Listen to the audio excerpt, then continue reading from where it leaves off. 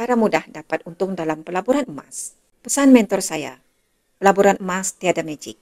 Hanya ada satu cara nak untung dalam pelaburan emas, iaitu beli harga rendah dan jual pada harga tinggi. Cuba anda tengok poster di atas. Dalam tempoh 5 tahun ke belakang, harga emas daripada RM270 per gram telah naik kepada RM536 per gram pada bulan ini. Kenaikan lebih 98% hanya dalam masa 5 tahun secara purata, hampir 20% setahun.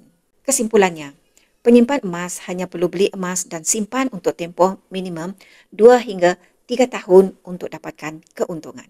Bagi anda yang ada bajet kecil untuk menabung emas, boleh menabung sikit-sikit ikut bajet serendah RM100 setiap bulan melalui akaun emas GAP. Dan fokus kepada pertambahan gram tahun demi tahun. Bila gram bertambah, pasti kita untung. Saya sedia bantu anda memulakan simpanan emas hari ini. Klik link nak dinar di bio saya akan bantu sebaiknya.